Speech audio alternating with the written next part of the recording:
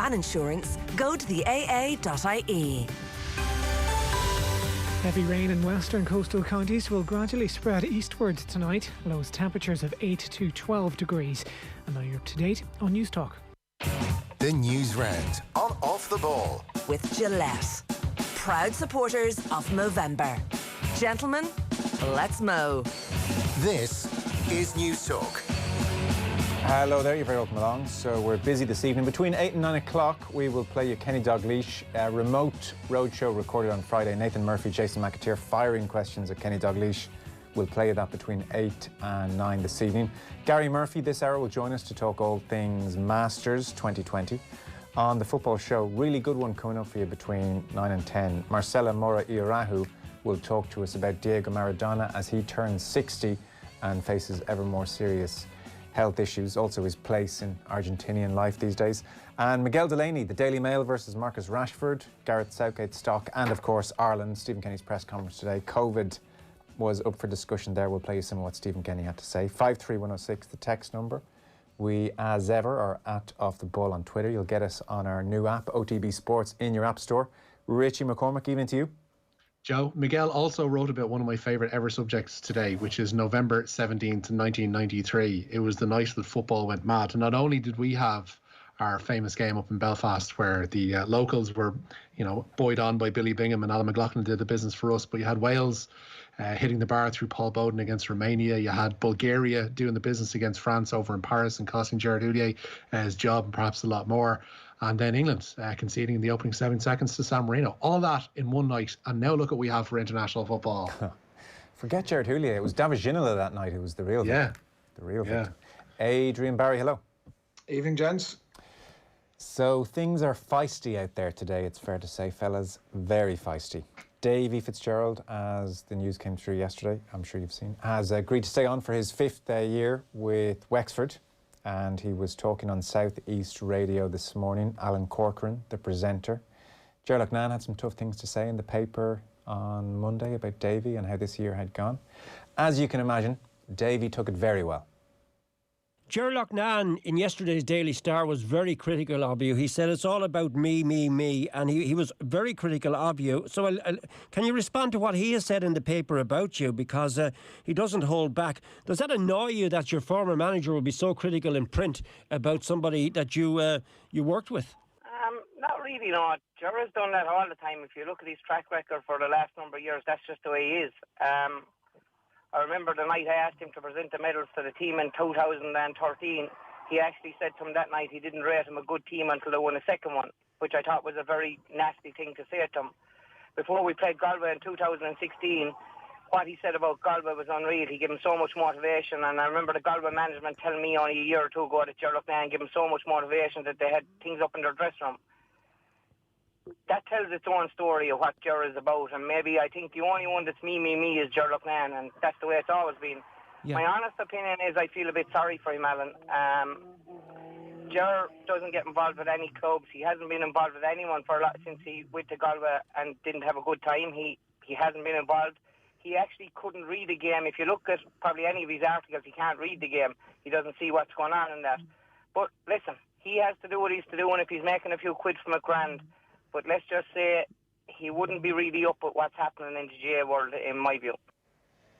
Few body blows in there, Adrian Barry. None of it was actually addressing what Ger, almost none of it was addressing really what Ger himself had said. I don't know, maybe he struck a chord with Davy that he didn't like, because a lot of that was really personal, really needless, I'd say, in the large extent. Actually, it was only everybody. The Davy versus Brian Loughnane thing was obviously back up for discussion over the last couple of weeks, given that they were playing each other. And I thought that, who really knows the ins and outs of what's going on there? We think we know sort of the top level of why they've fallen out, but some of the stuff that Davy was saying sort of had me thinking that actually, maybe he's mellowing a bit, and he wasn't making it personal with Brian Loughnane. He was like, oh, listen, it's largely, he was saying it's a bit of a shame that it's come to this, but look, that's where it's at, and we're not going to speak, and that's just where it's at. I just don't know, maybe it's a bit hypocritical of somebody in the media to be saying, did he need to be as forthright as he was? But it did feel as if it got a little bit personal. Why did he need to be going into all this stuff about Like the articles that and like the point about the Galway thing, the stuff he said about Galway, that we're putting it up in the dressing room wall. Is there a team that still goes on, as far as I understand, to a fairly big extent? Like, who really cares about that stuff? That's not within anything that Davy can control one way or the other. And I just thought, like, Ger is Ger, and like anybody who reads his articles on any sort of an ongoing basis, I take it that like I always nearly give him a free pass in that you nearly assume he's gilding the lily a little bit in his pieces in the Star, and like, and that's the spirit that should be taken in. I don't know what you thought, but I just thought that he went a step too far in a way that he's going to regret saying those things, I would think, in a couple of years' time. Yeah. I'd say it's hard not to take it personally when it's about you. I mean, if Ger Loughnane was going to town on you, even though everyone might say, well, it's just Ger Loughnane for you, you mightn't take it so well. But I do agree, there were a few winces as I was listening to that earlier on today. And it's not the first time he's been like that with various analysts or pundits, like with the Michael Duignan situation a couple of years ago. You know, he was saying, well, does Duignan really know, enough about hurling to be commenting? He's never managed inter-county level, you know, and Michael Duignan didn't take that well for understandable reasons, you know, like you're talking about a serious source of income for him. So yeah, it was, it was full-blooded. Like, I mean, I think the textbook thing to do is to say, oh, well, Ger's entitled to his opinion, or I didn't see the article, or, you know, I've no issue with that. The boring answer, in effect, and it's why Davy is always a very compelling figure, is that he doesn't tend to go for that. But yeah, he went for him today. I don't know, Richie, maybe he's entitled to go for him. He takes flack a lot, Davy, and maybe he does. If you give it to him, you have to be able to take it as well. But it's again, you kind of have to use the old maxim as regards newspapers being tomorrow's chip paper. Like whatever Ger said about Wexford and about Davy over the course of the last 48 hours in the Star will be, you know, quickly forgotten, especially as they haven't got a game on the horizon until February of next year, January, February of next year, depending on when we get playing again. Davy could have just gone to ground, just said, listen, Ger's entitled to his opinion and move on. Like, it's brilliant. Obviously, we get the first 7 minutes of the show to talking about Davy and what he said now, and isn't it gas and isn't it mad? But it's unseemly. You know, at some stage, these lads are going to have to reconcile. And there's nothing surer in this world than at some stage, whether it's Davy and Brian Loughnane or whether it's Davy and Ger Loughnane, is that they will actually come to terms and get back to speaking. And all this will be looked upon with a great deal of regret. Yeah. And the sooner they kind of all cop on and use a bit of brains about how they speak about one another in public, they'll probably be better off. Yeah, it's mad for such a kind of close-knit, intense bunch back in the day. I was just thinking recently that their 25-year anniversary would have been this year in September, and they would have had a great day together. Maybe that would have been the perfect time for everyone to say, God, life's too short. 25 years have gone by. What are we doing here? But there you go. Happen again in 2 years' time. It's like 2 years. Look at it again when the anniversary of '97 comes around. We'll be back to talking about this and how they're getting on, and Lord William will have people inside Croke Park at that stage for them to actually wave towards, and they'll all be together and they'll all be happy.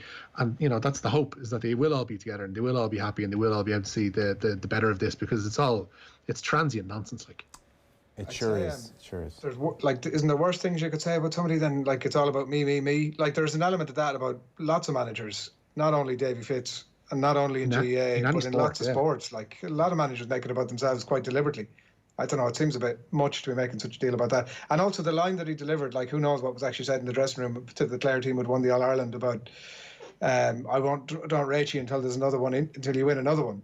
Like, I mean, I know he's saying it's back nasty, but, I mean, we don't know the tone it was delivered in, but is that not a, like, come on, you're better than winning just one All-Ireland? Yeah, I think which everybody would have felt about them anyway. Tone is important there, isn't it? Like, he may well have said, listen, you did really well, but you're not a great team until you win a second one, and I want to see you win a second one and do it for Clare. That's different to, so you won an All-Ireland, whatever. Which I suspect he wasn't doing. You know, you'd be amazed if he's presenting the medals. If he's presenting the medals, it's definitely not the night to be like, so what?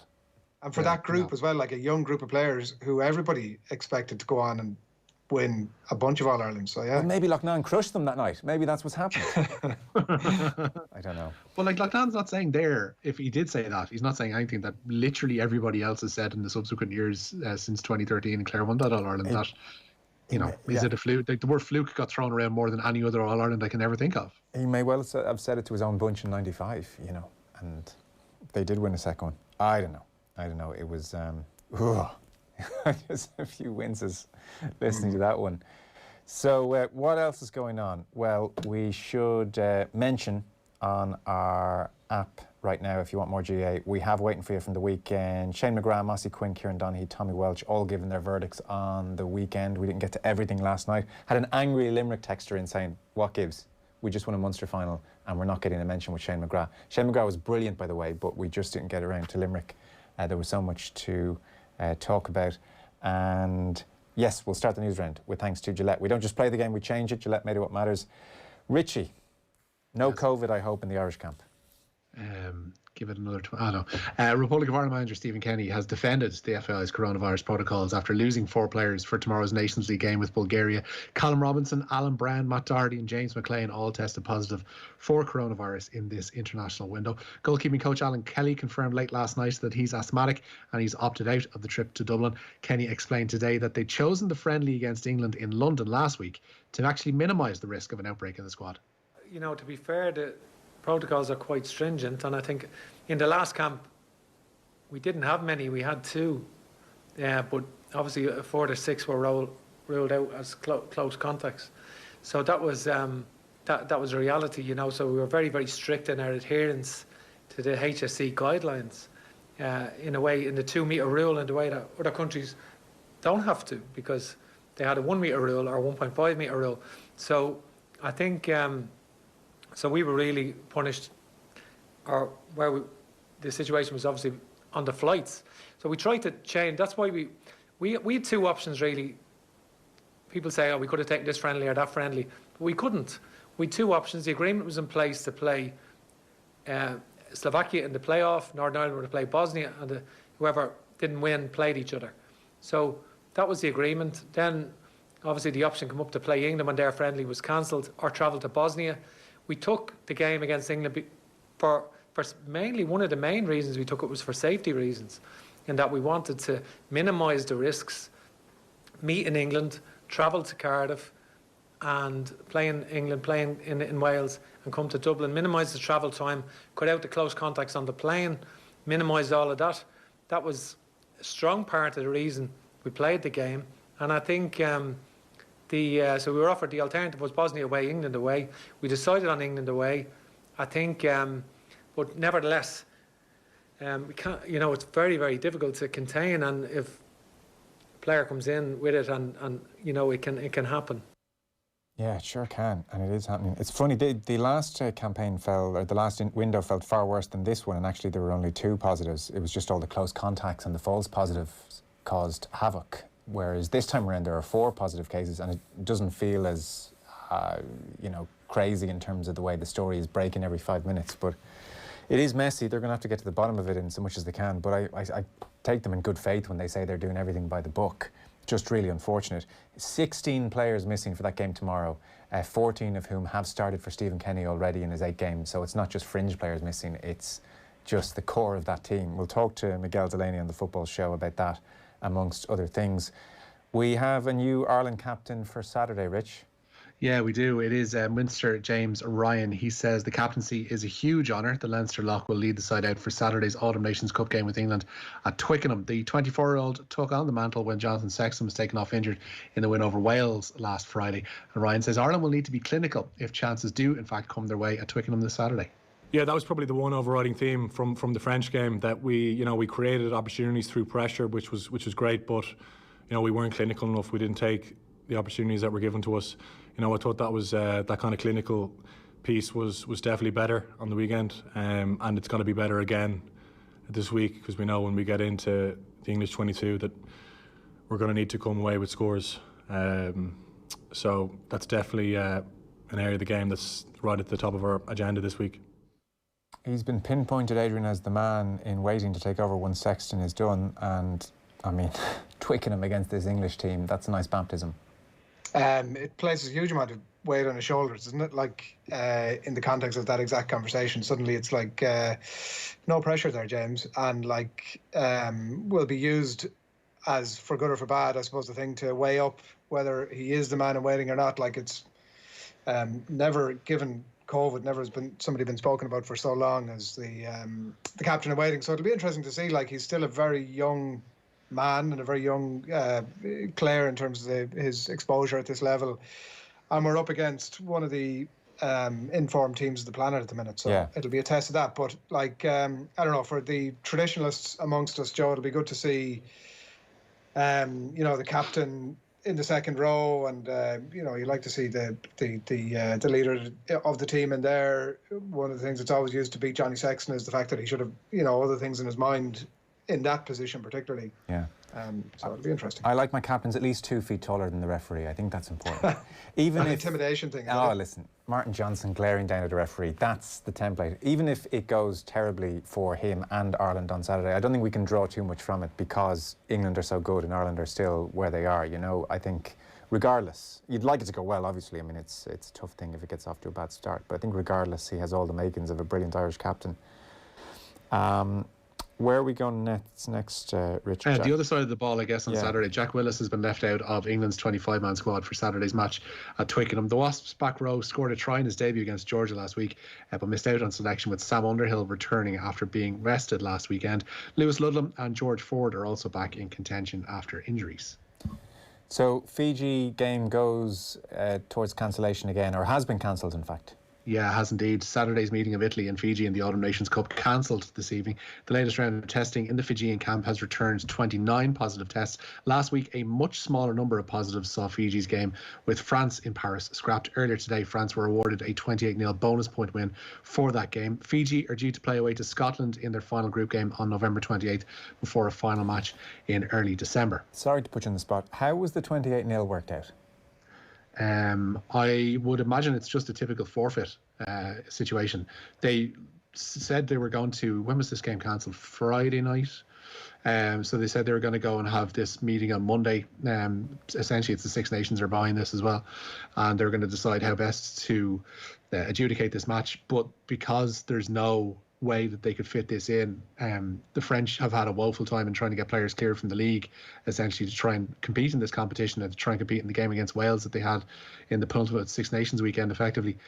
So there wasn't any way that France could fulfill this fixture somewhere else, that they could kick it down the line. So it had to be awarded one way or the other. So they've clearly come down on the side of, well, the Fijians have had to forfeit. So ultimately, we'll do the equivalent of what would be a 3-0 victory in soccer, as so often we see, and we might see as well with Switzerland and Ukraine tonight, and that will go down in a 28-0 bonus point win. It's happened before if teams can't play games or if teams can't fulfill fixtures, and this just seems to be the standard way of going about it. It's just 7-4s. That's your bonus point win. Yeah. Okay. John Terry, if we could skip ahead to that one. I've just seen this. John Terry, yes, former England and Chelsea captain, has denied allegations that he admitted racially abusing Anton Ferdinand. We're bringing this up again. Ex-teammate Carlton Cole told Stoppage Time TV that it happened at Loftus Road 9 years ago, and a statement from Terry's lawyers says the claims are false and never happened, and that he's previously been cleared of them in a court of law. Okay, so this came up again because his former teammate Carlton Cole told Stoppage Time TV that it did happen. Yeah, that Terry had admitted to him, essentially, it seems, that he had actually said those things that he was accused of saying by Anton Ferdinand in court, and was since cleared of, Okay, and so Terry's lawyers have come out and said that's not true. Right, okay. Where we go next?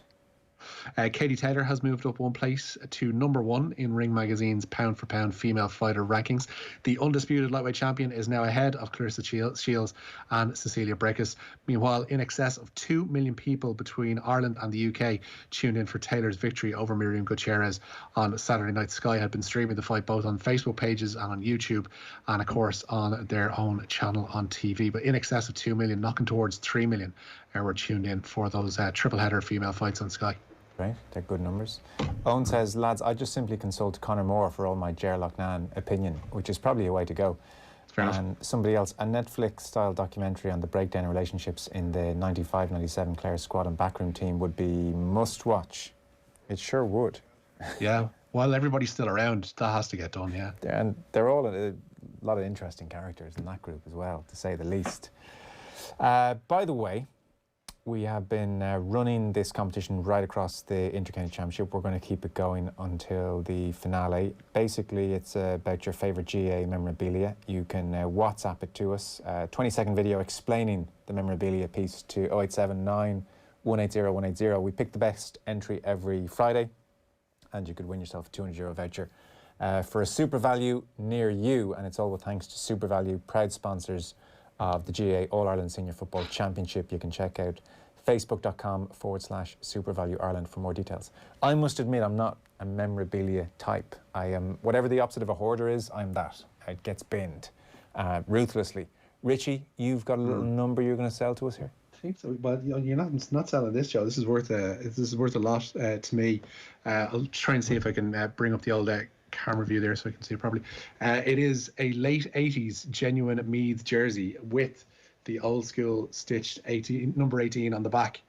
I don't know if it's coming through there properly enough, but there we go. Yeah, no, this was given to me. I have had this since I was, I think, about 7 or 8. My first ever GEA jersey was actually a Cork jersey. It was given to me by an old family friend who passed away recently, a lovely man by the name of Val Sheehan, who was a photographer for the Sunday World for the longest time.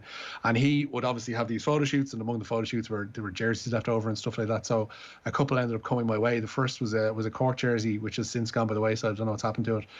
But that's always had a special pride of place because my dad was obviously from Meath, brought up a Meath supporter.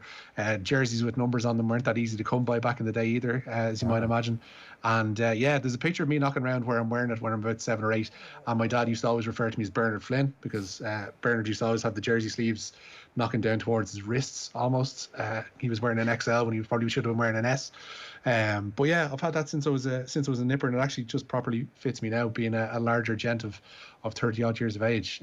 So yeah, I've held on to it, and it's always, I guess, going to be in the house for as long as we're standing. Yeah, it's a very nice one. Very nice one. Barry, you've got nothing, do you? I mean, I have. I mean, this will always be close at hand and close to my heart, Joe. It's the 2004 jersey that got a lot of use that time. The Westmeath jersey. But yeah, no, I've picked up a few bits and bobs, but I don't really have anything. I figure I must have the 2004 program somewhere. But JP gave me 2 minutes notice before we came to air there, and I wasn't able to dig them out. So. Not like him, is it? Well, if you want to get your memorabilia entries into us, do fire them in 0879 180 180. And if you're feeling especially brave, you could just send it to us at Off the Ball. Let everybody see it so you can get involved that way. Adrian, Barry, thank you as ever. Thanks, Joe. Richie McCormack, pleasure. Thank you. Cheers, lads. Again, we have Kenny Dalglish between 8 and 9, a remote roadshow on Friday with Nathan and Jason McAteer asking Kenny all sorts of questions. We're going to bring you that between 8 and 9. Really good football show. Miguel Delaney and Marcela Mora Irahu on Diego Maradona. And up next, we didn't get to it last night, so we're going to touch on the Masters. Gary Murphy, always a really shrewd observer of golf. He's going to give us his take on DJ and Rory and Bryson and the Masters that was 2020. The News Round on Off the Ball. With Gillette. Proud supporters of Movember. Gentlemen, let's mow. At Guaranteed Irish,